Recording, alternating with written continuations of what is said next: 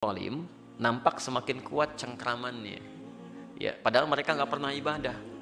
Misal kok itu orang-orang nggak pernah ibadah kok bisnisnya kelihatan lancar, gitu kan?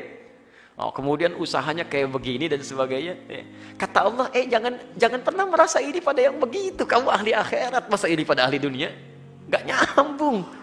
Jadi, kalau mau iri sama ahli akhirat lagi, ada anak 4 tahun, mata buta, bisa hafal Quran. Antum 40 tahun, mata melihat, gak hafal Quran. Baru iri itu.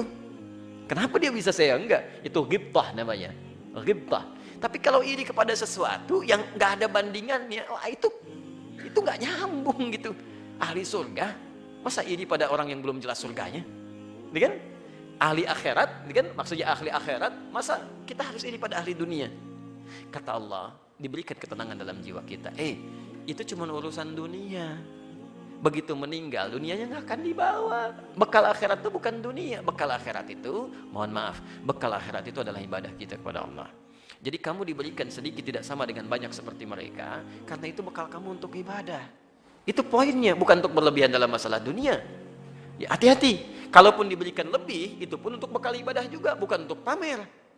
Ya, karena mungkin barangkali orang yang nggak punya harta lebih, dia sudah banyak tahajudnya. Saking jarang makan yang enak-enak, misalnya dia sering puasanya, malam-malam sering bangunnya, sedikit tidurnya, sedikit makannya. Lah kamu sedikit-sedikit makan, sedikit-sedikit tidur, gitu kan? Saya berikan harta lebih supaya dengan itu jadi bekal ibadah yang lain. Saingi mereka itu, keluarkan infaknya, sedekahnya, macam-macamnya. Jelas sampai sini? Nah mereka itu kata Allah, biarkan aja. Nanti karena banyak itu digunakan, gak mau ibadah, harta digunakan untuk banyak maksiat, dosa yang terbanyak dikumpulkan dari situ. Jadi ternyata harta yang dikumpulkan itu karena tidak menjadi ibadah, didapatkan dengan cara yang salah, bukan menjadikan kenyamanan di akhirat, tapi menumpuk dosa dalam kehidupannya. Hingga akhirnya kata Allah, perhatikan, di ujung waktu mereka akan menyesal dan memohon kepada Allah, ya Allah berikan kami kesempatan, berikan kesempatan ya Allah, agar bisa memperbaiki diri. Jangan pernah merasa iri dan pesimis dengan kehidupan orang-orang yang tidak menyembah Allah, tapi terlihat seperti sejahtera. Ya, terlihat seperti sejahtera. Itu hanya sebatas fata morgana dunia, yang jika mereka tidak tobat hanya menambah dosa dan penyesalan di akhirat nanti. Yang harus kita lakukan, saya tutup, An-Nisa ayat 32. Itu yang harus dilakukan.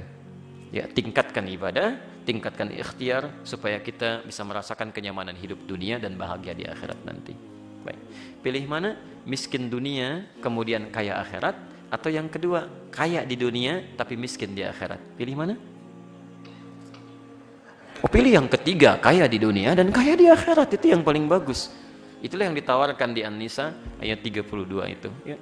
Kan sahabat Nabi juga tidak harus jadi orang miskin untuk masuk surga. Abu Bakar kaya, Utsman kaya, gitu kan? Abdurrahman bin Auf kapaknya terbuat dari emas. Bill Gates itu nggak ada apa-apanya. Orang terkaya di muka bumi sekarang Bill Gates, ya. Dibanding Abdurrahman bin Auf nggak ada apa-apanya. Abdurrahman bin Auf itu kapaknya terbuat dari emas. Bill Gates belum tentu punya kapak. Thanks. Like and subscribe. Like and subscribe. Like and subscribe. Like and subscribe. Like and subscribe. Like and subscribe. Like and subscribe.